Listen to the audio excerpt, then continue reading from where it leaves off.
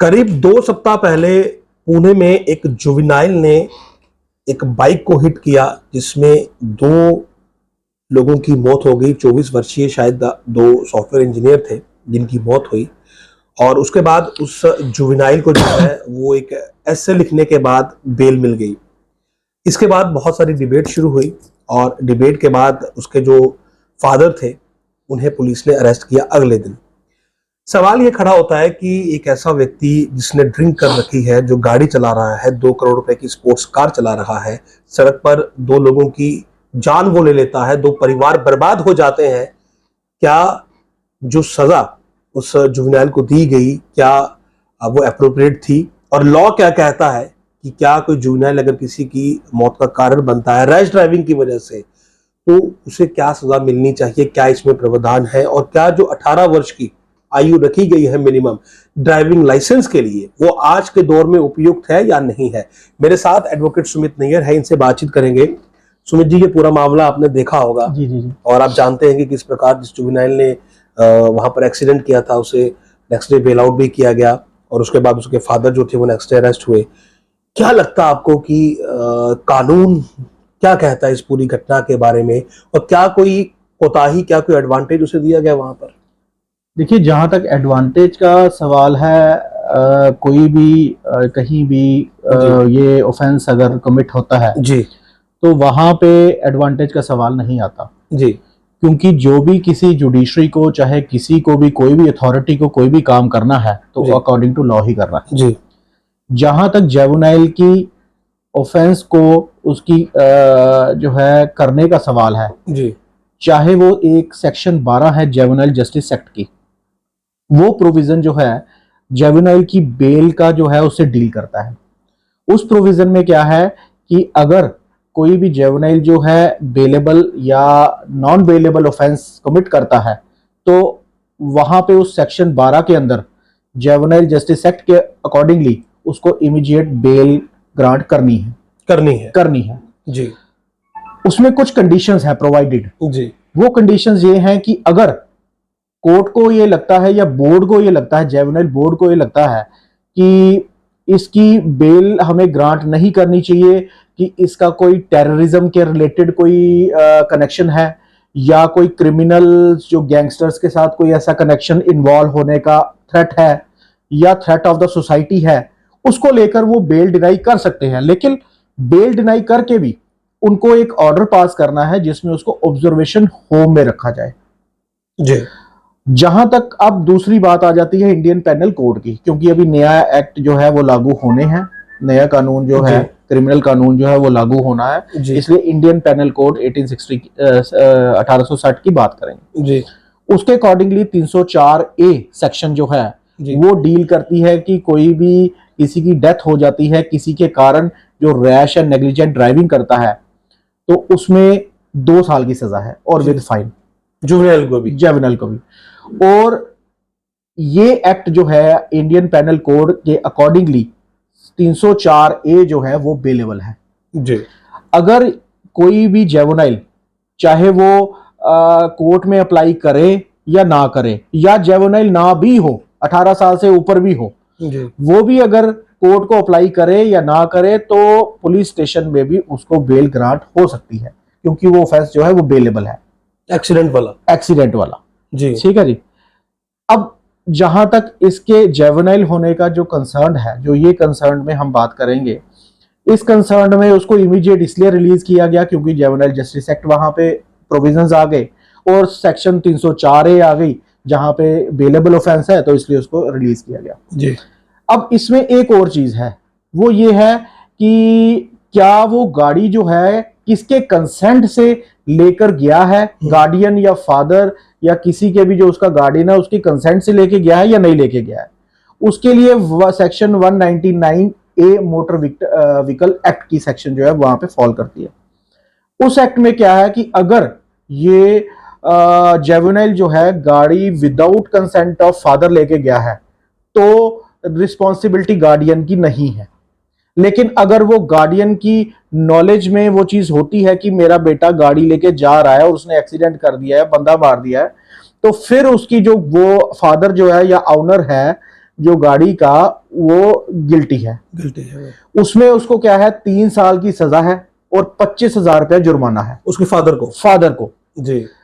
अगर उनकी नॉलेज में नहीं है कि मेरा बेटा जो है गाड़ी लेके चला गया और उसने बंदे मार दिए हैं, उसने एक्सीडेंट कर दिया है, तो उसमें क्या है कि जो 25 साल तक उस जुवेनाइल को, जब वो 18 साल से ऊपर चला जाता है, 25 साल तक उसको जो है ड्राइविंग लाइसेंस अथॉरिटी नहीं इशू करेगी जी। दूसरा, जो मोटर जो व्हीकल है उसकी जो आरसी है, उसका रजिस्ट्रेशन सर्टिफिकेट जो है अथॉरिटी के पास राइट है उसको कैंसिल करने का। कैंसिल 1 साल के लिए, 2 साल के लिए, या उसको 12 साल के लिए, मतलब गाड़ी जो है वो 12 साल तक के लिए, बिल्कुल 12 साल के लिए। अच्छा। हाँ, उसमें उसको ये चीज है, सॉरी 12 साल नहीं, 12 मंथ्स के लिए, 1 ईयर के लिए, 1 ईयर के लिए, मतलब वो गाड़ी जो है उसके आरसी 1 साल के लिए सस्पेंड हो जाएगी। अब जहां तक पेरेंट्स का सवाल है, पेरेंट्स का ये ट्रायल में ये चीज प्रूव होगी कि क्या वो उनकी नॉलेज के साथ जो है बच्चा गाड़ी जुवेनाइल जो है गाड़ी लेके गया है, या उनकी नॉलेज बिना जो है वो लेके गया है, वो तो ट्रायल का पार्ट है। अब उस ट्रायल का पार्ट जब तक वो कंप्लीट होगा उसके बाद ही उसकी पनिशमेंट प्रिस्क्राइब होगी कि पेरेंट्स लायबल हैं या नहीं है। नाउ अब सेक्शन 304A की बात करते हैं। जहां तक जुवेनाइल के कंसर्न कि उसका ट्रायल कैसे चलेगा, वो चलेगा 304A के अकॉर्डिंगली। जुवेनाइल जस्टिस कोर्ट जो है डेजिग्नेटेड कोर्ट्स हैं, वहां पे जुवेनाइल जस्टिस बोर्ड होता है, इसमें एक प्रिसाइडिंग ऑफिसर होता है, 2 मेंबर होते हैं, तो वहां पे उसका 304A का ट्रायल चलेगा। उसके बाद पता चलेगा कि वो अगर ट्रायल में जो है वो एक्विट नहीं होता, अगर ट्रायल में उसको सजा जो है वो जो है उसको पनिशमेंट मिलती है, तो वो 1 साल की भी हो सकती है, 2 साल की भी हो सकती है, 6 महीने की भी हो सकती है, वो तो बोर्ड जो है वो तय करेगा। इसमें जो सजा इसे मिलनी है 304A में, क्या ये सजा जिसके अगर ये मान लीजिए कि अगर ये मालूम चलता है कि वो गाड़ी अपने फादर की कंसेंट से लेकर गया था, तो क्या सजा एक को होगी, जुवेनाइल को होगी, या दोनों को होगी? नहीं होगी, तो सजा वो जुवेनाइल को होगी, लेकिन उनको अगर उन्होंने सेक्शन 199 जो है साथ में लगाया होगा, तो जो है उसके जो गार्डियन होगा उसका भी जो है उस एक्ट के अंदर जो है उसका ट्रायल जो है चलेगा, मतलब उस पर भी जो मामला है वो चलेगा और उसको भी पनिशमेंट हो सकती है। एग्जैक्टली हो सकती है, बिल्कुल। तो जो सुमित जी, जो न्यू अब लॉज आ रहे हैं, क्योंकि अमेंडमेंट तो हुई है, कानूनों में बदलाव हुआ है, क्या उनके तहत भी इसकी सजा में कुछ प्रावधान आया है? हाँ बिल्कुल, जैसे कि जो 304A के अंडर इंडियन पेनल कोड 1860 के अंडर इसमें 2 साल की है, और जो नया एक्ट है उसमें सेक्शन 106 के अकॉर्डिंगली जो है 5 साल की है, उसको एक्सटेंड किया गया, 3 साल जो है उसको एक्सटेंड किया गया।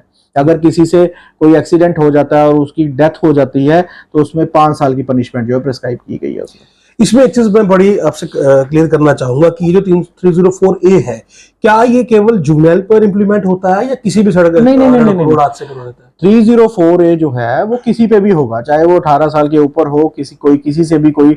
सिर्फ फर्क क्या आता है ट्रायल का, एक ट्रायल कोर्ट में चलता है जो कि सेशन कोर्ट में चलेगा, या जो 18 से ऊपर होगा, बिल्कुल जो 18 से ऊपर होगा, और एक जो है जुवेनाइल जस्टिस बोर्ड के आगे चलेगा जो कि डेजिग्नेटेड अथॉरिटी है, जो 18 से नीचे होगा, बिल्कुल जो 18 से नीचे होगा बस वो बोर्ड के आगे चलेगा ट्रायल जी। और जो दूसरे केसेस होंगे वो चलेंगे डिस्ट्रिक्ट कोर्ट में, और जो पनिशमेंट है वो दोनों में बराबर है। सिर्फ जुवेनाइल को सिर्फ इसलिए उसमें होता है, इसमें भी एक जो है सबसे बड़ा डिफरेंस ये है कि ये नॉन बेलेबल नहीं ना है, ये बेलेबल ऑफेंस है।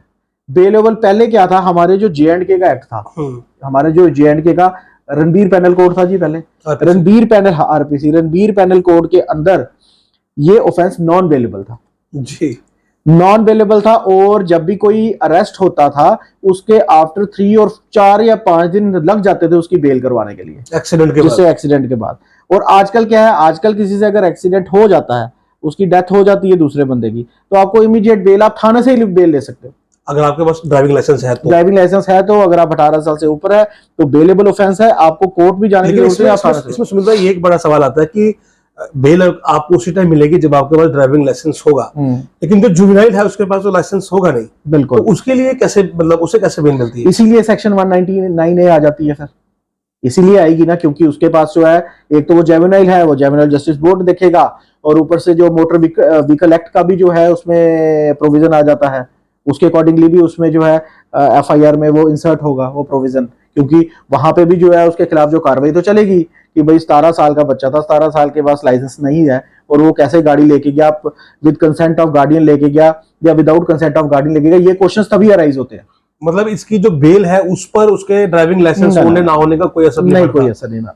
और जैसे ये ड्रंक था जो बताया गया, तो उसका भी कुछ, क्योंकि अब उसके रिपोर्ट्स को लेकर बहुत सारे बवाल है कि रिपोर्ट छुपाने की कोशिश की गई, ब्लड सैंपल चेंज किए गए, तो वो चीजें भी उसमें ऐड अप होंगे कि इसने ड्रिंक भी कर रखी थी। हाँ, वो तो अभी रिपोर्ट ट्रायल का पार्ट होंगी, वो ट्रायल का पार्ट है कि उसके लिए कमेंट भी नहीं कर सकते, क्योंकि आगे क्या होना है क्या नहीं होना वो उस पर कोई अभी बात करना भी जो है वो ठीक नहीं होगा। वो आगे ये ट्रायल में देखा जाएगा कि वो ड्रंकन पोजीशन में था भी या नहीं था। अब ब्लड सैंपल्स का जहां तक इश्यू आ रहा है तो वो जो है हमें ट्रायल के ऊपर ही जो है वो छोड़ना चाहिए। तो इसमें जिस प्रकार से अब, क्योंकि बहुत सारे जो बच्चे हैं वो 10, 12, 13 साल में गाड़ी चलाना शुरू हो जाते हैं, और क्योंकि अब इस प्रकार के मामले भी आ रहे हैं, तो क्या वाकई में अब जरूरत है कि ये जो ड्राइविंग लाइसेंस की एक एज सेट की गई है 18 साल, इसमें कुछ बदलाव किए जाए? 16-17 साल में भी अगर ड्राइविंग लाइसेंस इश्यू हो जाए तो मच बेटर हो, क्योंकि आप कोर्ट में डील करते हैं, एक्सीडेंट केसेस आपके पास आते हैं, जुवेनाइल्स के बहुत सारे मैटर आते हैं। देखिए, जहां तक 16-17 साल के बच्चे को अगर लाइसेंस की जहां तक सवाल आता है तो मुझे लगता है ऐसा नहीं होना चाहिए, क्योंकि उस वक्त बच्चों में इमेच्योरिटी होती है, मैच्योरिटी नहीं होती। मैच्योरिटी लेवल जो है वो 18 साल के बाद ही जो है हर में जो है इन्वॉल्व होना शुरू हो जाता है। तो इसलिए अगर उसको पहले लाइसेंस दिया जाए तो वो मेरे ख्याल से सोसाइटी के लिए थ्रेट है जी। 18 साल का जो सरकार ने यह प्रोविजन जो बनाया हुआ है ये बिल्कुल दुरुस्त है। इसके अलावा फिर भी जो हमारी सोसाइटी को ये बिल्कुल जो है ध्यान में रखना चाहिए कि हमारे बच्चे जो है 18 साल के बाद भी, लाइसेंस होने के बाद भी उसका मिसयूज जो है ना करें। तो इस केस में आप कह रहे हैं कि जो जुवेनाइल है उसे 304A में पनिश जो है वो किया जाएगा, और जो क्वांटम ऑफ पनिशमेंट है वो उसे दी जाएगी। बिल्कुल, जो 304A में होगा, जो उसका जो ट्रायल उसका कंक्लूड होगा। देखो, ट्रायल के बाद उसका जो है ये जो जितने भी इश्यूज अभी आ रहे हैं इसका प्रूव होना भी बनता है, उसको सजा मिलनी भी है या नहीं मिलनी है वो तो ट्रायल का पार्ट है।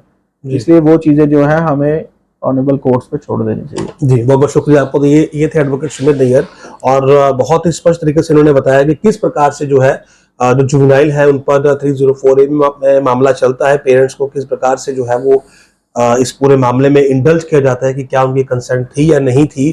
तो सवाल ये है कि आपके जो बच्चे हैं क्या वो आपकी मर्जी से गाड़ी लेकर गए हैं, और दूसरा ये है कि गाड़ी का मिसयूज तो नहीं कर रहे। अगर ड्राइविंग लाइसेंस किसी के पास है उसका भी मिसयूज अगर आप करते हैं तो आपको पनिशमेंट मिलेगी। जुवेनाइल जो है उनके लिए एक बोर्ड अलग से है, लेकिन ट्रायल जो है वो बराबर है, और जो सजा मिलेगी वो भी बराबर ही मिलेगी। नमस्कार।